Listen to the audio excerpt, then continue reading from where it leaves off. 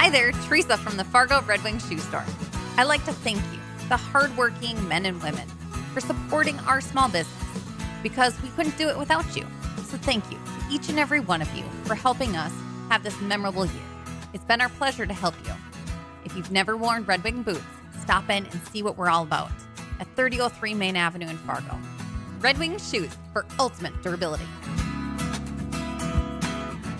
Weather and Ag in Focus on WDAY Radio. And welcome to Weather and Ag in Focus. Thanks for joining us on this, I believe it's Thursday. Kind of all messed up with the short week from Christmas, and I'm sure a lot of folks out there as well. And we're finally starting to see some relief in temperatures and sunlight across the area help melt off a good amount of that fog. We'll have a full rundown on that forecast coming up here in just a moment. If you want to join in on the conversations today, ask any questions, have some fun with us, give us a call on the Red Wing Shoes phone line. That's 701-293-9000. Or you can also use our email inboxes. That's weather or ag at flagfamily.com, as well as those comment boxes on Facebook and YouTube live. And I'm meteorologist Justin Storm. I'm alongside Ag Director Bridgette Readel. Bridgette, how are you doing today? You might have yourself muted there, Bridgette. How's this? That sounds better. Okay, so the power's back on, but I think internet's really slow right now, so I just have to apologize in case things seem a little bit glitchy, but it's coming along. The sun is out and the ice is melting, Justin. That's huge for us right now. Yeah, it definitely is. It's a very nice thing, and we've got temperatures, 34 right now in Fargo, still foggy, but as you head up the valley towards Hillsboro and as well as Grand Forks and points northward, you got lots of sunshine out there, and temperatures around the area are warming up above freezing for the most part as you go west of the valley, in the mid 30s for most areas. Looks like Grand Forks at about 30 degrees, Fargo at 34, Detroit Lakes 34 degrees. So a lot of 30s across the board. But again, we are still seeing that fog in spots, reducing visibility down to a quarter mile from, say, around the FM area and eastward over into Minnesota. But we'll see that fog starting to lift. Winds will slowly be pushing that off to the east. So we'll get in on some sunshine by the end of the day, and we'll have temperatures and really not climbing a whole lot by the time we get the sun. We should warm up to a high of 36, 37 degrees this afternoon with light wind, about 5 to 10 miles an hour to the west-northwest. If you missed the fog from this afternoon, there's more in the forecast for tonight, so plan accordingly for your Friday morning commute. I don't think we'll see it lasting as long as this fog, nor do I think as a whole will it be as dense as it has been the last couple of days, but nonetheless, we could see some visibility dropping down under a mile in spots of the valley as temperatures drop down to lows right around 24. And for your Friday, we'll warm back into the upper 30s. It's mostly sunny tomorrow, a little breezy though, a few gusts to 25 out of the west-northwest periodically. And as we head into the upcoming weekend, it's not terrible. We will drop back into the freezing category in the 20s on both Saturday and Sunday. A little light snow possible on Saturday. Doesn't look like a big deal with that. But then we bounce back to the low and mid 30s for Monday, Tuesday, and Wednesday of next week, Bridgette. So we got nice temperatures still in the forecast, although we could get our first real taste of winter temperatures, what looks possible that second week of January. So you can see something on the horizon. Okay, so when you say our first real taste of winter temperatures, tell me what you mean by that. Hitting something that's average for what Januaries normally look like? No. Below zero, actually. We could see some Arctic air pushing down out of Canada and bringing us high temperatures at or near, I should say, and below zero. So something to look forward to. It could be our first real good ice-making weather out there besides this, melt during the day, kind of freeze at night that we've been all of December. Yeah. So how long could that possibly last for us? Is that like maybe a week? Because I'm thinking ahead about ice fishermen. Yes, that's one thing. But then also giving some prep time to our folks with livestock, thinking about, all right, what do I have to do? Do I need to open up more barns, bed down a little bit heavier, keep an eye on water tanks, that type of thing, if we see that type of weather happening? Right now, it looks to be about 5 days. 5 days of that. Not brutally cold, but good cold winter temperatures for sure. So, and a Okay. little, a Well, little we're too hoping early for to the really. best. Yes, a little too early to give you exact. It's gonna be 14 below zero or something. But as a whole, it looks like we could have a few nights where overnight lows are in the teens below zero to near 20 below zero, but we really need a good snowpack on the ground to get that cold. And although there are a few chances for snow in the far extended forecast, we just got to wait to see exactly how much snow we get. If we can get a few inches of fresh powdery snow, then we could realize some of those really cold temperatures. But right now I'm just not seeing it. There's Hmm. not a whole lot of snow out there, so there's potential. I'm just not saying for sure that it's going to get that cold, but there's potential that it could. I'm going to tell you right now, I know we're going to need that. I get it.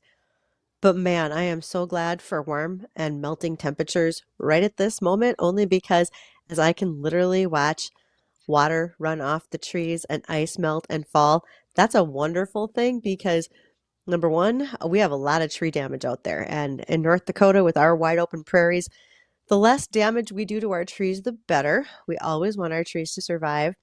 And then, secondly, I think that's going to make it a little bit easier for those out there with the power companies who are trying to replace poles and lines and get power back on for so many Mm-hmm. who still don't have it since Christmas Day. I think at the top of the hour we heard Ty Schoenert recount the numbers of people in many counties who are currently out of power.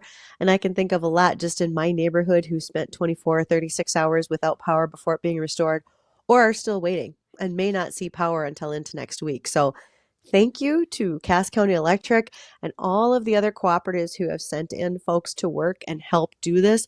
It means a lot to get power back on. I mean, I remember back at the start of December, you and I had a discussion with Marshall Albright, who is head of Cass County Electric, and how important rural electrification has been to our countryside.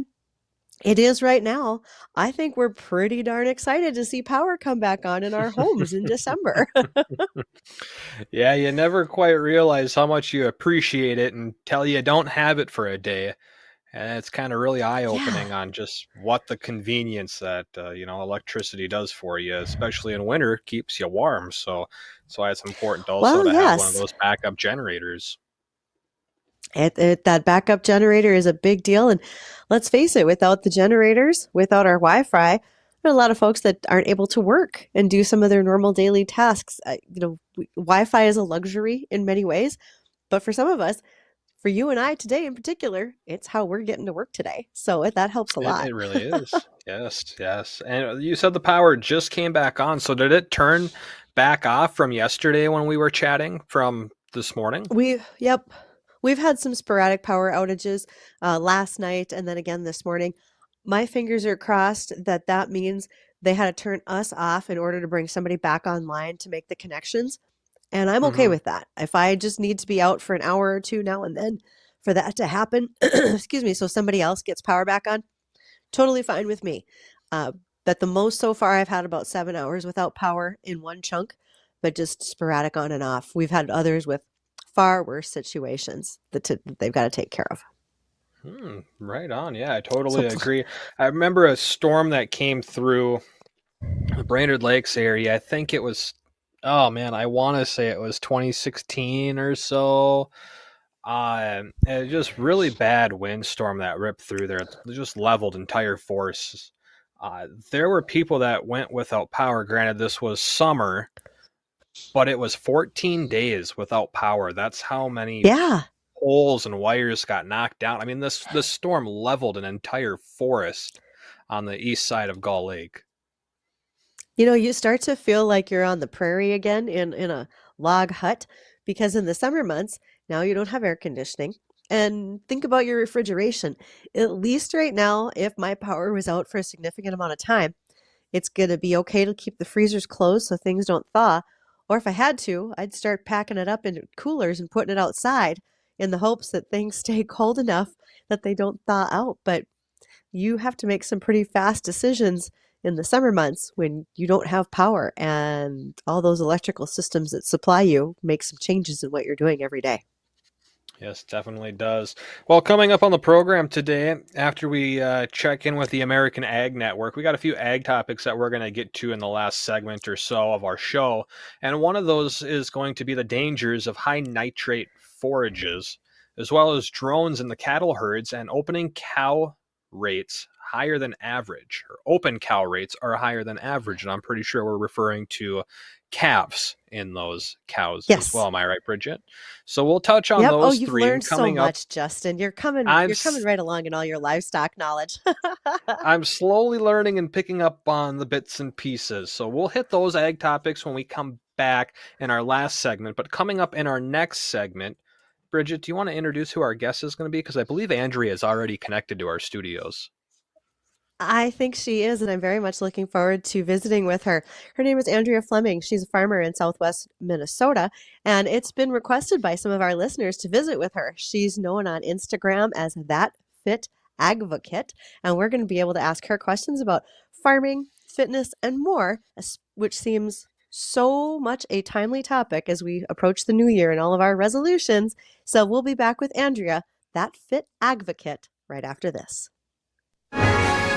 Livestock market mostly lower. For the American Ag Network, I'm Richard Risbett with this market update. Live cattle futures have followed the rest of the complex lower today, although very limited volume at the end of the holiday week is creating more challenges for price levels as the lack of activity breaks away from the typical normal reasons seen in the market as fundamental and technical trade activity take a backseat to a very thinly traded market that can be moved in either direction with very little momentum. Now, today's direction has been lower, and although the potential to adjust positions before the end of the trading day remains, it is becoming more likely that traders will be relatively uninterested in stepping back into the complex before the close. Limited trade activity is expected until early next week when markets reopen after the New Year's break. Cash cattle activity remains quiet with midweek bids of $270 live basis redeveloping, but still not getting any attention. Asking prices are more available through the morning at $175 and higher live basis in the south and $275 and higher in the north. Now it is becoming more likely that active trade will be delayed until tomorrow. Box beef prices are lower, choice down $4.85 and select down $64 with a movement of 70 loads. Now, feeder cattle futures, they're leading the market lower as traders have backed away from midweek gains and posting strong losses currently. Triple-digit pressure is seen in all contract months at midday, although prices have slowly backed away from session lows of over $2 per hundredweight. But the tone of the market is remaining weak, with this price pressure likely to hold through the end of the session. We'll get a look at the livestock numbers next. You're listening to the American Ag Network.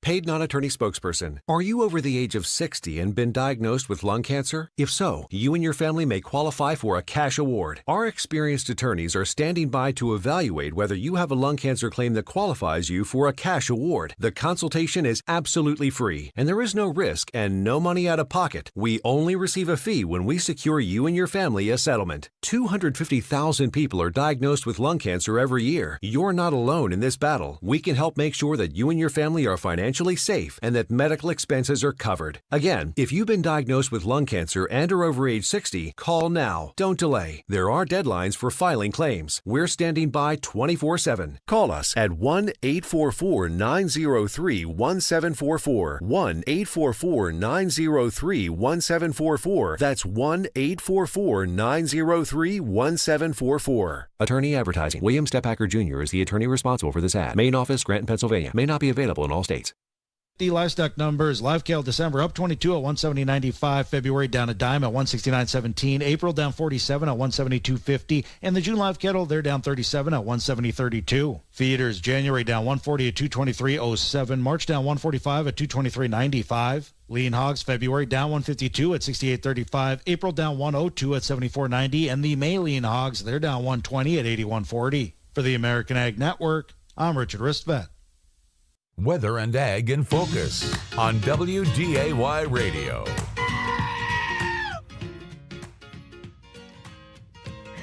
Oh, it wouldn't be a regular day here on Weather and Ag in Focus without that goat. So glad that you are joining us and heard our sounder for the screaming goat. Thanks for being a part of our afternoon, as well as letting us be in yours. So I wanted to welcome our guest today, Andrea Flemming. She is known on Instagram and social media as That Fit Agvocate. And I've already had messages from a couple of listeners saying, I'm so excited to have her on as your guest. So to those excited listeners, don't forget, you can reach out to us at 701-293-9000. That's the Red Wing Shoe phone line. And you can ask questions of Andrea. And you can also email us weather or ag at flagfamily.com. Andrea, how are you today? Hi, I'm good. It sounds like we're in a little bit better shape than you guys up there with all the ice, but it's just mud down I here. think, well, and that's a great point. So, mud in your operation, talk about your farm and what's going on down there, and then that mud and what a hindrance it might be right now. So I like to think that it's kind of a slow season right now, but reality it's not when you have livestock. We have a cow-calf and feedlot operation as well as crops. So there's literally something going on all the time. We also raise fainting goats. So right now we're actually kidding, which is really exciting because little baby goats, I heard that sound and I was like, oh my gosh, I know what that is. Yeah, there's all the good stuff on there. They really are. We have 6 kids right now, so that was exciting. But outside of the daily shenanigans, it's just muddy. So we're fighting that a little bit, scraping yards, dealing with all of, the weather is not, it's nice weather right now, but it's not great for cattle in a feedlot operation right now either. So that's probably the balance, right? You don't have that freezing weather, so you're not worried about ears and tails on anybody, but now mud. So coming from some livestock background myself with cattle, I think about I don't want cows standing in mud, but how is that affecting the goats? Are they in a spot where they're dry? Are they outside? Does the mud also raise problems with their hooves, feet, scours, that type of thing? So we actually have it's like an old hog barn that we redid, and the goats are all inside. So that's why we kid this time of year. It's kind of a warm up for calving season for us. So they're all in a nice shed. It's like 60 degrees in there. They're good to go. We don't have to worry about it. They did start kidding early though. So it was a good thing we moved them in before the storm, because when I was up north with my husband's family for Christmas, they started 4 days early or 5 days early. So it's good they were inside, because otherwise they would have been outside, inside, depending if they were smart where they went. But they usually don't have as many issues as cattle, just because they're 40-pound animals versus 1,200 pounds walking around in the mud, so they don't sink. But. So, okay, I can understand you maybe had the cattle operation and then the goats came next. Yeah, we always we've had cattle for forever, as long as I can remember. We used to feed Holstein bottle calves. But we got goats, oh gosh, I was probably like 14. I asked my dad randomly, I was like, because you see the funny like videos on YouTube of goats fainting, and I was like, can I get some fainting goats? And he was like, yeah, if you can find some within like 30 minutes. So I went on like classifieds and found some, and like the next week we got some goats. So it started with just a couple for fun, and then he was like, well, we should have, like, maybe you could have a couple have babies, like it would be fun. We calve out cows, what's the difference, right? And then it turned into like 40 fainting goats that we hang out with all the time. My mom and I have. So Okay, we've had a guest on before from down close to that Appleton, Minnesota area, where his wife wanted like 1 goat as a pet, and they now have 300. So be careful, this is catchy.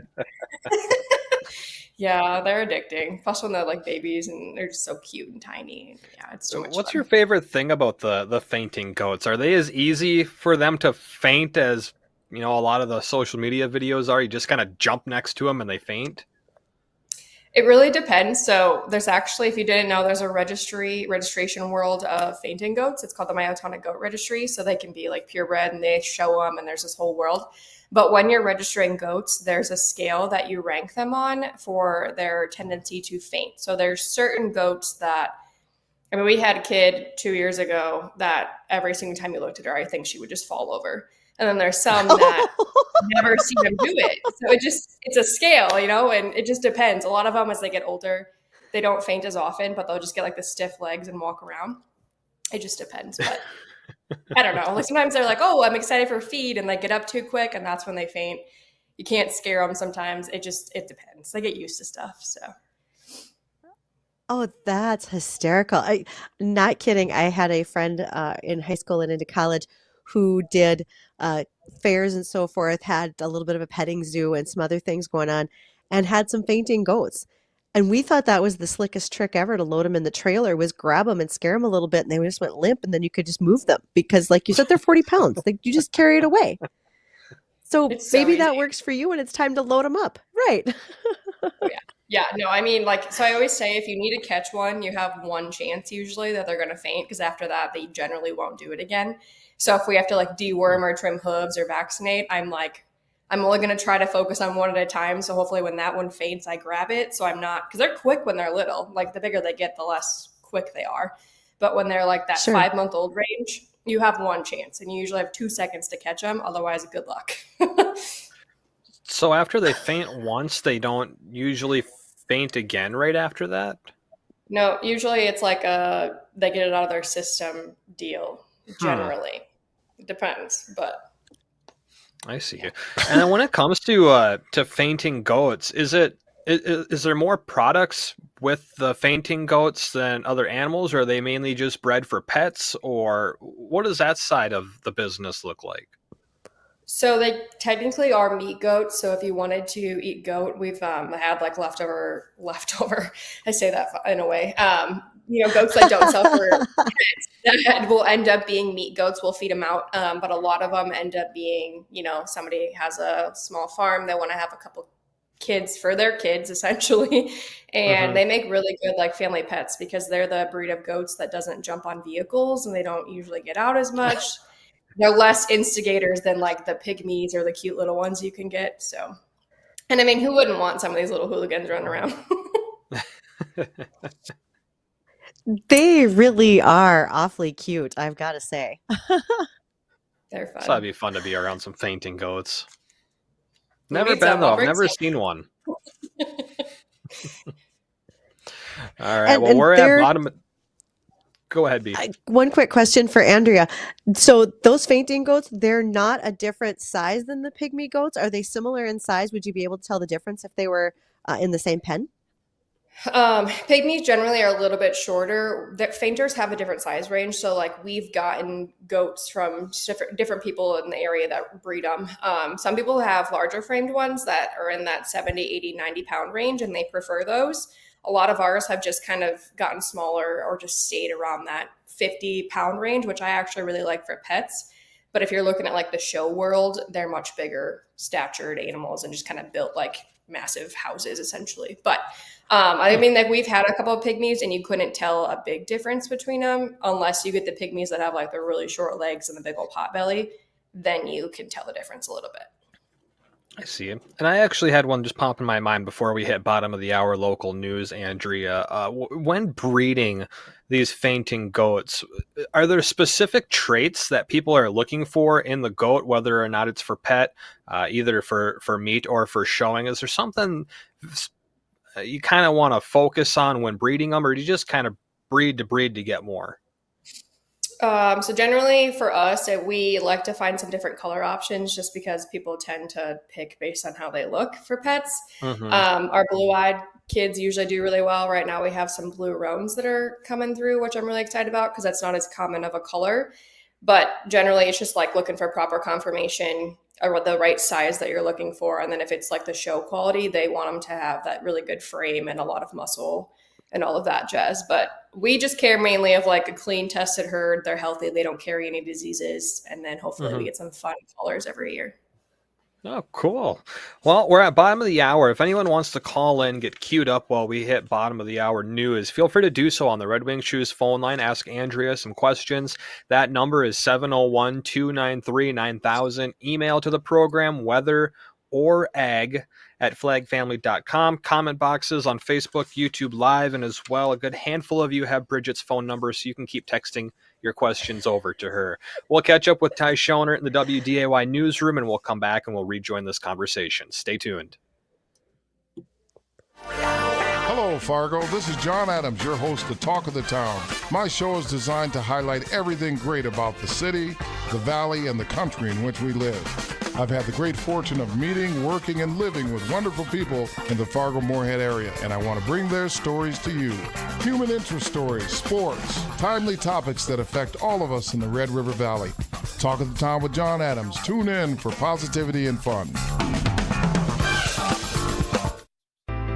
Light up the season by treating yourself to a new vehicle at Pucklich in Valley City. Choose from our wide selection of over 100 new Chevys available with special end-of-year savings. That means save nearly $8,200 on select new 2024 Chevy Silverado 1500s. As we wrap up the year, we would like to thank our loyal community as you have made our success possible. Merry Christmas from everyone at Pucklich Chevrolet GMC in Valley City. See dealer for details. Hello from the WDAY News Center. I'm Ty Schoenert with your news update. A former West Fargo principal trying to get evidence thrown out of court as he faces child sex crime charges.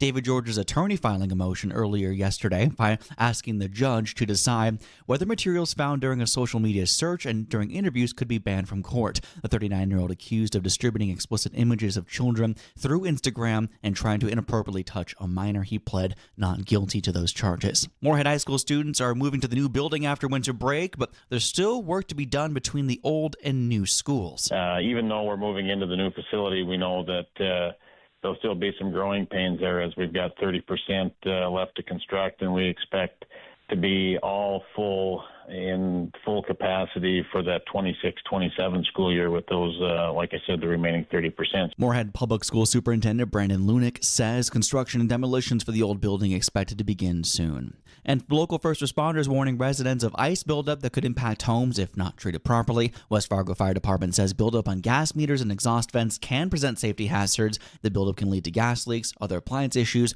or carbon monoxide poisoning. Authorities asking residents to clear a 3-foot area around the vents and intake tubes and not to use shovels or hammers to remove the built-up ice and snow. I'm Ty Schoenert with WDAYRadioNow.com. First with the news when you need to know. Hey everybody, Jay Thomas here. I'm sure you'll be shocked as I am, but I've got to tell you about the experience I had at Halberstadt's West Acres Mall. My wardrobe needs some help, and with a couple events coming up, it's time to find myself some new pieces. The staff at Halberstadt's West Acres Mall really knows what they're doing. I had a suit, shoes, and belt pulled together in no time. Snagged myself a few simple, stylish looks for the studio, and found an NDSU pullover for the season. Call me a shopping convert. Thanks to my experience at Halberstadt's. Check them out in the J.C. Penney's wing, West Acres. With Jiffy Lube Multicare, it's our job to make car care make sense. With personalized service reviews that swap the car talk for straight talk, so you know what your car is telling you and what to do about it. Where highly trained service technicians have your back, helping you take care of the small stuff before it becomes big stuff. Plus a full range of services from Pennzoil oil changes to tires, brakes, batteries, and more. We've got what your car needs, so you're ready for whatever's next. Putting you in the driver's seat of car care, that's a job for Jiffy. Jiffy Lube, 620 Dakota Avenue, Wapaton. Bonjour! Let Reed Event Center at Reese & Riley's Olive Oil and Bistro Bar in Moorhead host your next party, reunion, or corporate gathering, featuring an exquisite Mediterranean culinary experience with local ingredients and fresh handmade pasta, including gluten-free options. Casual or formal, Reed Event Center offers a unique and sophisticated experience. For bookings, call Reed Event Center at 218-303-1279 or visit reeseandrileys.com. Bon appetit! This is Weather and Ag in Focus with Bridgette Readel, Justin Storm, and Dean Wysocki. And thanks for joining us here on Weather and Ag in Focus. We have the great pleasure of visiting today with That Fit Agvocate from YouTube and Instagram. That's Andrea Flemming from Southwest Minnesota. Andrea, so a lot of folks know you from online. You want to talk a little bit about that, where that came from? You mentioned in your intro on Instagram, you weren't necessarily planning on coming back to farm, but yet here you are. How'd that work? Yeah, so I actually had my entire life plan of becoming a large animal veterinarian. That's all I wanted to do was hang out with cows and take care of cows, essentially. So I actually went to South Dakota State University. So I, despise seeing the NDSU stuff in your background over there. But I got my animal science degree, and I ended up not getting into vet school. And I kind of was in like a weird transition, not, like second guessing myself, feeling like everything I'd worked towards was over and really struggling with my mental health, which I'm pretty open about online. And I came back to the family farm. But before that, January 1st, 2018, after finding out I didn't get into vet school, I needed to get back into my fitness routine to get my mental health back under control. And with that, I was like, I'm going to hold myself accountable by sharing on Instagram. And when I would go home on the weekends, when I didn't get into vet school, I actually went and bought some bred heifers. That's what I did apparently to cope. So I would go home on the weekends. I would share a little bit of like calving stuff. And this is before the algorithm was like the way it is now. And people were asking me some questions that I thought were, common knowledge in like the rural Midwest area of, like, why are you tagging calves? Why is that mama seem a little bit mad? Or when you have her calf for a little bit, like, why are they getting vaccinations? Just, I started noticing that gap between producers and consumers, and started kind of deciding I wanted to promote agriculture a little bit online, as I was already sharing the fitness side of things. And then I had a job in feed sales, ended up realizing that feed sales is not for me. And since 2018, August, 3 months after graduation, I've been full-time entrepreneur, making an income off of promoting agriculture online and all of that fun stuff. So that's how that ended up. But it was just like, here's my workouts. Also, I turned into Instagram in my life, apparently.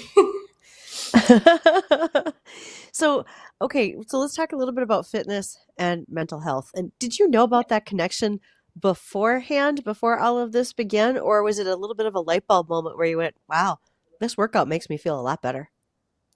So I've always been like told that fitness would help, and it was something good to fill up your cup and take care of yourself. But in high school and middle school, I hated like gym class. Like I would skip PE class whenever I could. I'd go to the orthodontist, whatever I could like get out of it, I would. Turns out I just didn't find the right style of workouts for me that actually were benefiting my mental health and things that I enjoyed. So, I'm not a cardio junkie. I have made myself before and like figured out ways that it works for me, but I love to lift weights. That's where I get my endorphins, is like lifting some really heavy weights with hard rock in my basement gym. That's what I figured out has worked for me. But in college, I started kind of, deciding that I was going to take care of the freshman 15 a little bit and take care of myself. And that's where I noticed, like, when I worked out and moved my body and ate decently well, I felt way better. My anxiety was just much less. And when you say weights, so I working out some myself, I know that there's folks that use whatever they can find around the farm. You've got some weights in your basement gym. Kind of what's your favorite things to use, to do? I've seen folks just using like tractor suitcase weights when they needed to. How about you? There's some like cool stuff that people do. I am like a barbell and dumbbell girl. Like I think that's just something that I've, 6 years in, I've bought and spend a lot of money on weights now at this point, essentially. And I get mine from Amazon, and the Amazon UPS driver hates me every time because I get like 50-pound dumbbells delivered to my house, and they come in a box, and he's like, this is terrible. And then, I've picked up some stuff on like Marketplace and all of that jazz. But I mean, I figured out a lot of it is when I've found the movements that make day-to-day farm life easier, that's where that connection's coming from now. Because now I work out, 1, for mental health, but 2, to make carrying calves easier and climbing gates and getting away from an angry mama cow and climbing a bin, like to make those things easier. That's my kind of end game now. But I get creative sometimes with like some cardio outside with different things around the farm, but generally I'm 30 minutes in the basement and I'm good to go. And then I move on with my day. Nothing gets your cardio going like being chased by an angry mama cow. Oh, yeah. I always forget how agile I am. Oh, you don't realize that you are an Olympic sprinter until you have somebody after you. Yep. And you'll move. So one of the things that you describe yourself as is a serial entrepreneur. And I think that's more than just promoting ag, but what's some of the things that you are doing in so many various ways? Where do I start? As I'm sitting here, I'm working on my next business adventure. So there's that. That tells you exactly what it is. So I do the advocating online. So I mean, like YouTube, brand partnerships, all of that stuff with that Fit Advocate LLC. And then I also do some consulting and masterminds to help rural entrepreneurs and women that want to create a business online or grow their brick and mortar business. I've done a lot of that this year. I have an activewear boutique with my best friend that is all online only. So that's a fun thing to have. I mean, I work out and wanted cute clothes anyway. So found it and did a whole business adventure with it. And then I just got my personal training certificate. So I'm now licensed, good to go. And I'm launching a fitness program in 2024. So you're actually the first one to hear about that. I haven't even told the Instagram community yet, but that's coming for the new year. So getting back into the fitness side of things, I kind of took a pivot away, and now we're back in a space that I want to do that. So. Wow, congratulations. That sounds exciting. Yeah, it'll be a good time. I wanted to ask, when on your Instagram and your social media now, you just mentioned that you're going to be switching into training and more of the fitness stuff. But when you first started with the social media, what was that big thing that drove you to continue posting on there? You had mentioned talked about your mental health and figuring out what you wanted to do, but what kept you doing that for people to continue following on your social medias?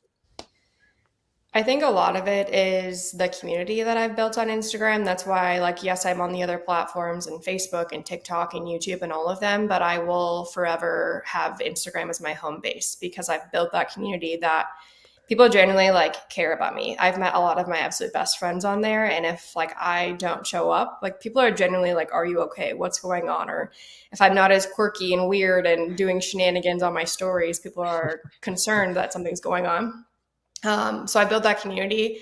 So when you live rurally and things can feel isolating, I have these people online, all of these incredible women that care about me, and we have that connection, and we've had these really great conversations and built that relationship through an app, which I never would have thought. But honestly, that's what keeps me going, is being that real and raw human with them. That's super cool. I can comment to that as well. And when you said Instagram's your home base, I think Twitter or X is a little bit more of mine. But you're exactly right. If you're off the platform for a couple of days, life gets in the way, right? People literally reach out to you and just say, you good? You okay? Everything all right? Haven't heard from you in a little while. You haven't done anything dumb recently is generally where I'm at. So I get what you're saying, Andrea. Yeah, it's real. I never would have thought, I don't have, all of my best friends live 6+ hours away. So at least having an app that I can have friends virtually helps me feel less alone, I guess. So with all that stuff going on, how do you find the time? Because I get asked a lot about work-life balance, and I don't even know if that's a real thing, if it actually exists. But between trying to farm and raise livestock and do all of your online work, etc., how do you get it all done? I don't know. I was sitting here doing my end of year reflection, and I'm like, what has even happened? Granted, we built a house, so life has just been extra crazy this year. But I think that a lot of it is I do take the time to fill up my own cup and take care of myself every single day. Yes, it does. It's business related, but it at least helps my mood, helps me stay focused, mindset, all of that jazz. But I need to get better at this again, but take a lot of unplugged time where I'm not doing anything work related. And sometimes that's watching a show at night with my husband, or we do some, different ranch rodeo stuff. We go ride horse, different things like that, just to go do something that's not work related. But it's in my 2024 goals to do a little more living and a little less work, hopefully, in 2024, because I feel like that's all I did this year. Has there ever been a point in that you had mentioned taking time to unplug, getting away from work, focus more time on you, things you want to do? Are there times, or have there been times, where just the social media side of, advocating and showing what you do on the work side, where it's just become too stressful or anything like that to kind of lead into wanting to break away from it? So I think a lot of it is, the other thing when I started sharing is I made the promise to myself and to the people that were there in the very beginning that I was not going to sugarcoat things. I was not going to have the highlight reel only. I was going to post real and raw and share when I was struggling and when things were hard, and the lows and the highs, because it's not linear, right? We're going up and down all the time. So I think a lot of it is I'm not trying to pretend that everything's fine all the time. I'm very open about struggles and sharing that. I try to keep it pretty positive, but we all have rough days. So that helps a lot, as I don't feel like I'm only showcasing so much. I'm really sharing what's going on and kind of how I'm feeling in the moment. But there has been times that I've been like, I just need to take like a hot second, or I take like the holiday off, or, you know, every once in a while I'll take a weekend off when we go somewhere. But I don't ever really feel that main struggle, but I don't allow myself to be struggling with that comparison and trying to have that poised perfection online either. So I don't know. It's a weird, people ask me all the time and they see that, they're like, I feel like I have to take a social media break. And I'm like, I don't ever really feel like that, but I think it's the way I have it framed in my mind and the way I show up that prevents me from feeling like that too. Right. And I'm sure, you know, sharing the highs and the lows help instead of, you know, feeling down. You're like, oh man, I got to do a peppy video today or something. You know, you can be how you're feeling and it doesn't feel like you're putting as much energy or work into it because you don't have to try and fake something. You're just sharing what's real. And I've kind of done some things on social media like that as well, and still do with this show here, where we take a lot of our guest segments and topics and we break them down and turn them into little tiny things. But after you do it for so long, you know, you need to take a break from it because it just becomes too much, or you just, like you said, unplug and just step away for a day or two, take a holiday off. Since we're talking about your social medias here, we're wrapping up our last segment, Andrea. Where could people go to find you on these different social medias, websites, handles, so that way people can continue to follow your journey along with what you're doing, and maybe they can get some inspiration from fitness and mental health as well with you? So if you search That Fit Advocate, it'll bring you to every single platform option there is. I think it's all linked on my website too, which is just thatfitadvocate.com. But YouTube, Instagram, TikTok, Facebook, if you just search that, you'll find me. I kept it easy and cohesive. That way it's easy peasy to find. But Instagram is my home base, and then YouTube's really my focus of 2024 as well. So if you find me there, you can find me anywhere. Awesome. Well, Andrea, thank you very much for joining us today. Good luck with the new year and your new endeavors that are on the way. Thank you. No problem. When we come back, we got a couple more ag topics, another check on the forecast. And again, any questions you may have, give us a call on the Red Wing Shoes phone line. That's 701-293-9000, or our studio inboxes at weatherorag@flagfamily.com. Here at the Perry Center, we provide a residential home with a Christ-centered approach and are dedicated to supporting and instilling hope in women facing an unexpected pregnancy, addressing their spiritual, physical, mental, and emotional needs. Join us in making a lasting impact. Your donation to the Perry Center ensures that every woman we serve receives the care and resources needed for a brighter future. Visit us at perrycenter.org. That's perrycenter.org to make a difference today. The team at Thor Buildings knows that business owners are particular about what they need regarding commercial real estate. Think Thor Buildings. At Thor Buildings, they offer you options to customize your commercial building to suit your precise needs. They understand that your business deserves a space tailored just for you, and they won't keep you guessing about the price either. They provide you with a contract up front and guarantee the price from start to finish. Contact Thor Buildings today. When it's time to put the hammer down, build with Thor. Hi there, Teresa from the Fargo Red Wing Shoe Store. I'd like to thank you, the hardworking men and women, for supporting our small business, because we couldn't do it without you. So thank you to each and every one of you for helping us have this memorable year. It's been our pleasure to help you. If you've never worn Red Wing boots, stop in and see what we're all about at 3003 Main Avenue in Fargo. Red Wing Shoes for ultimate durability.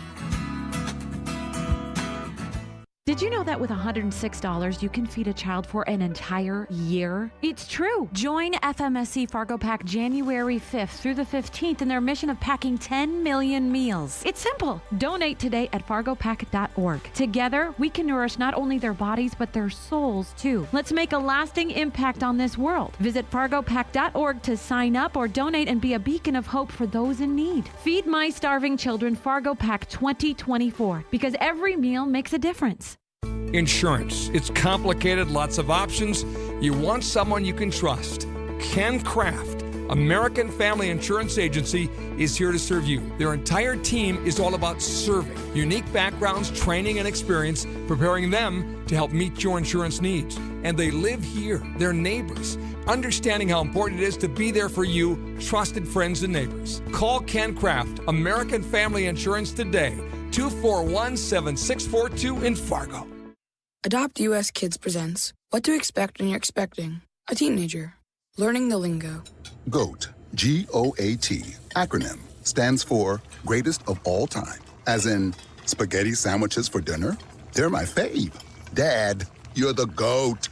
You don't have to speak teen to be a perfect parent. Thousands of teens in foster care will love you just the same. Visit adoptuskids.org. Brought to you by the U.S. Department of Health and Human Services, Adopt U.S. Kids, and the Ad Council. I feel like I'm constantly cleaning hair off my bathroom floor. At least my Swiffer Sweeper makes it easy. Sweeper heavy-duty dry cloths have ultra-thick pads to trap and lock hairs, like a hair magnet. And when I'm finished cleaning up my hair, Sweeper takes care of his too. Now the hair is gone, all thanks to Swiffer. Try Swiffer Sweeper heavy-duty dry cloths. I promise you'll love them or your money back. And also try Swiffer Sweeper Wet to make quick work of tough, sticky messes. At Charmin, we heard you shouldn't talk about going to the bathroom in public, so we decided to sing about it. When you're rolling Charmin up too soft on the party, let's just so roll it back, everybody. Charmin's irresistibly soft and hella nice. The crib is always stocked. It's our party wine. So our chicks feel fine. So everybody wanna touch the sky. Charmin Ultra Soft is irresistibly soft and more absorbent, so you can use less. Enjoy the go with Charmin. Weather and Ag in Focus on WDAY Radio.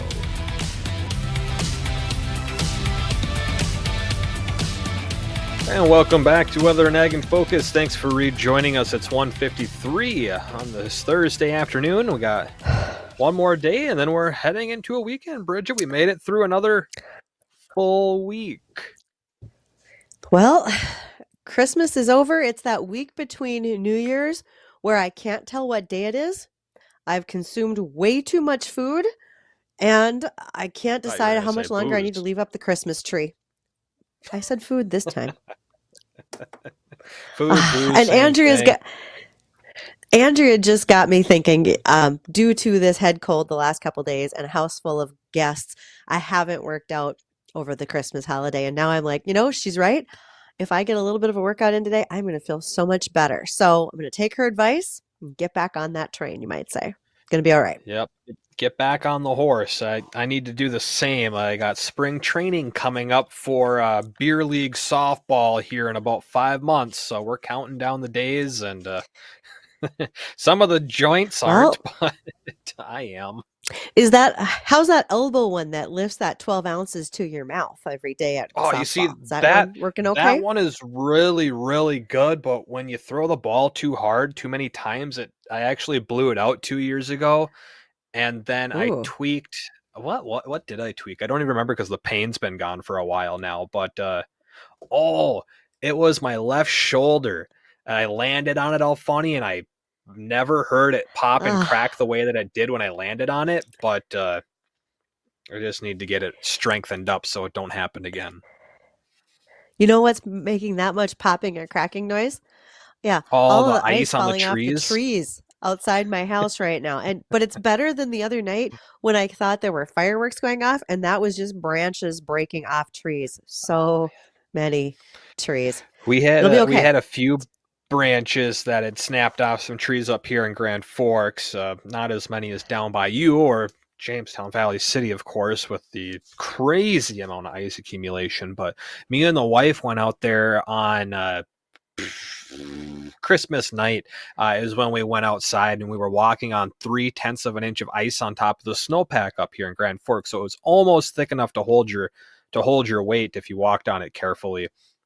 But it was just dead still, with a few little gusts of wind here or there.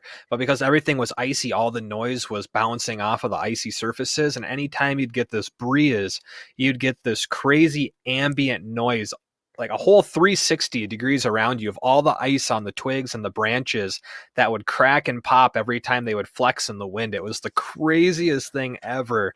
And I've never experienced anything like that. So it was really cool. I didn't know if you took the opportunity to step outside and hear something similar, maybe. I don't even know if I had to step outside to hear some of that going on. It's been pretty crazy around here. It'll be fine. Well, right? we are going to be fine. And we got melting temperatures in the forecast. We're going to start seeing some sun here soon within the Southern Valley.